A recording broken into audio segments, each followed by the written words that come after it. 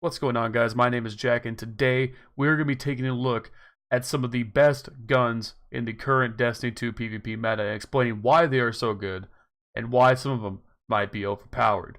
In today's episode, we are going to be focusing on the Go figure and the 4-burst archetypal pulse rifles.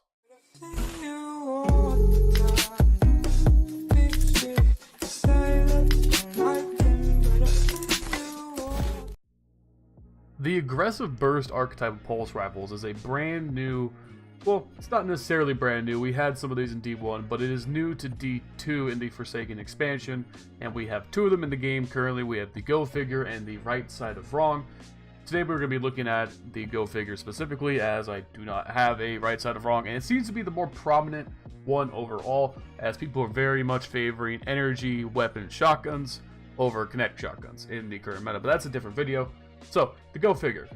4-burst archetype, 450 RPM, high magazine size, high base impact, incredible base range, and decent stability. This gun is designed from the ground up to be a mid to long range monster, and it definitely lives up to it.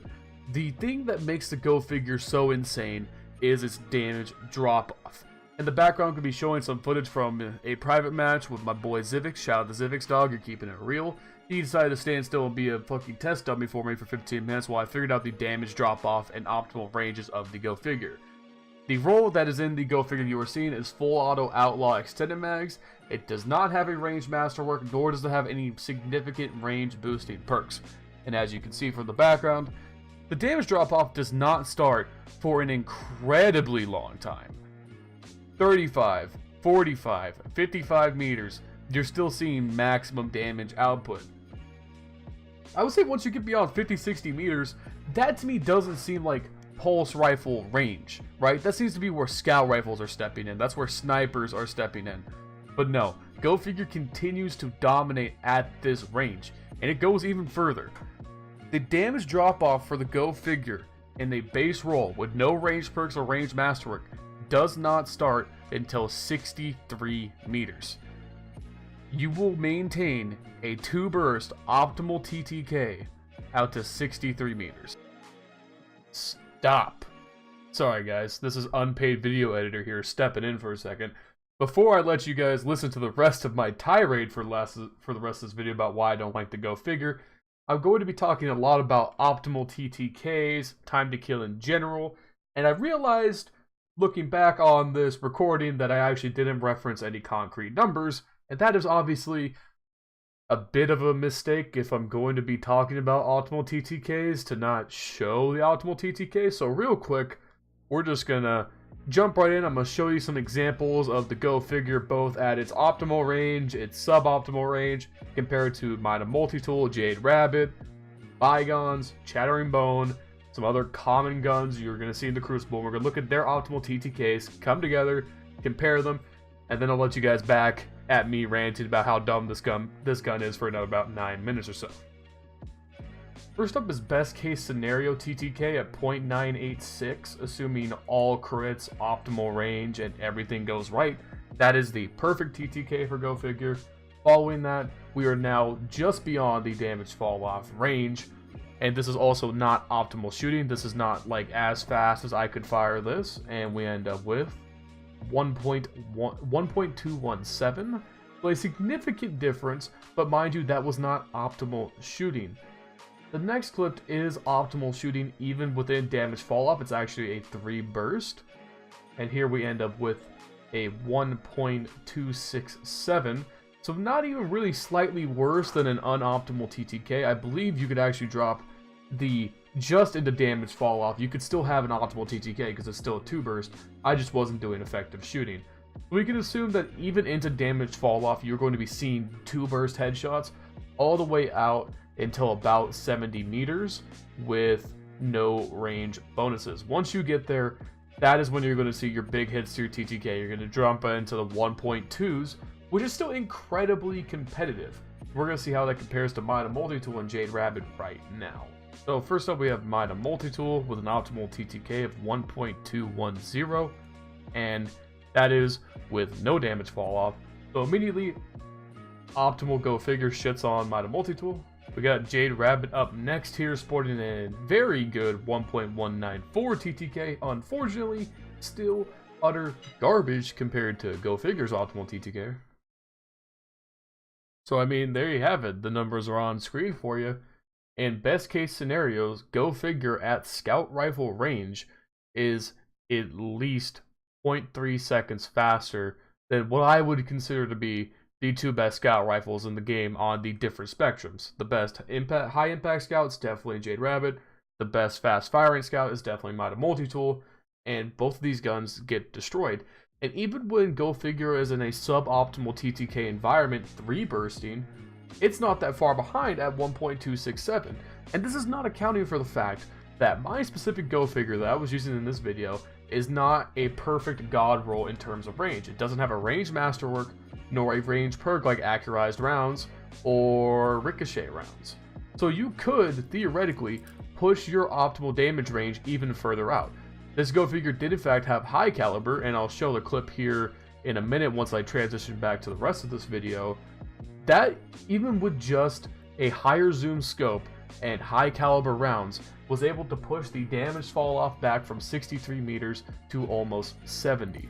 So you could fuck with this gun with no damage fall off on any range that's in the game, except for like 1 or 2 edge case scenarios on a map like Midtown if you're trying to snipe spawn to spawn on the right side of the map.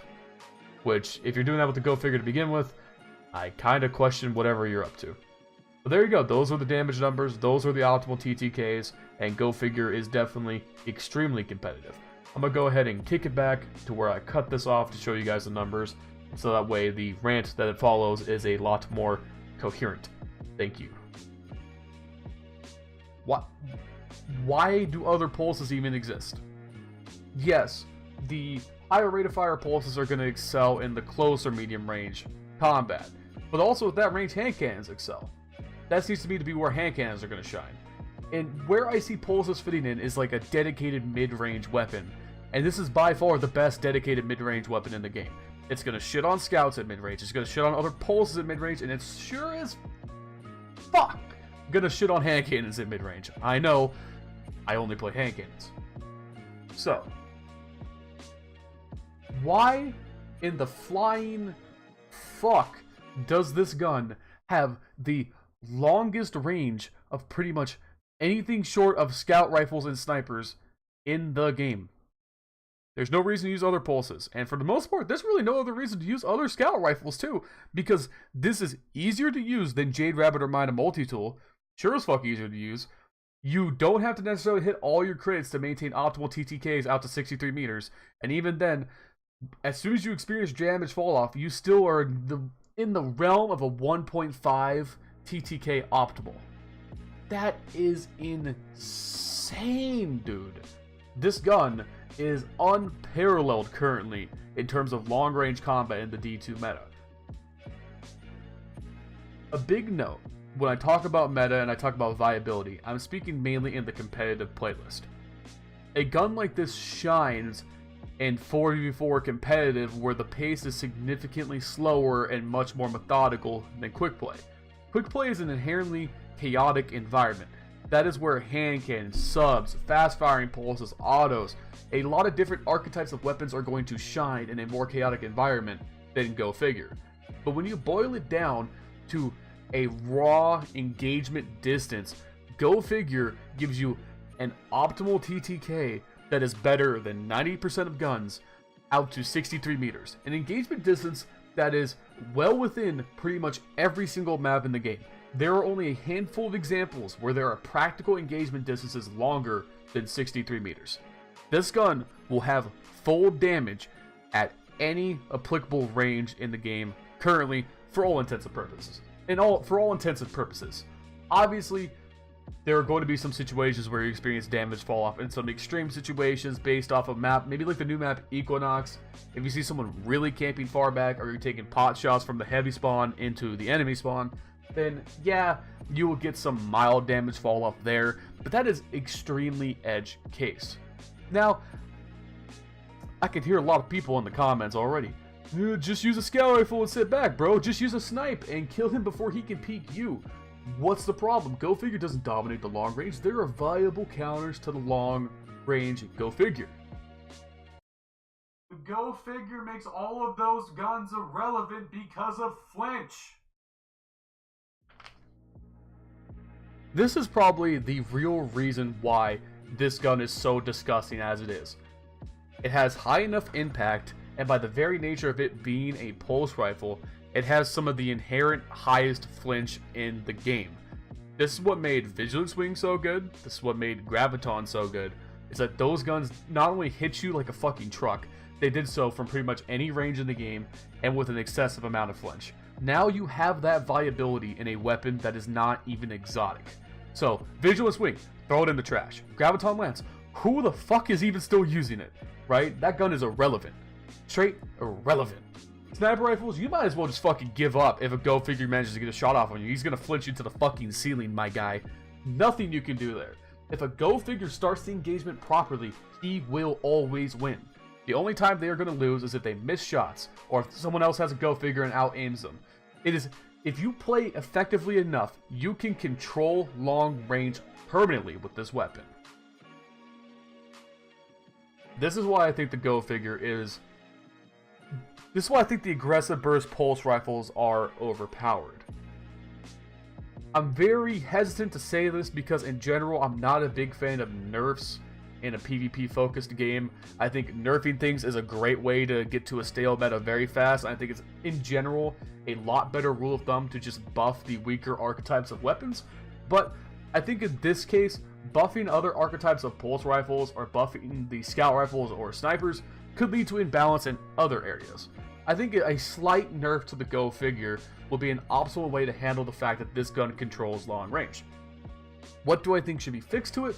One, I think it should have more inherent recoil. I think the gun is far too easy to use, especially because you could get rolls with incredible amounts of stability and have basically a projected sniper rifle.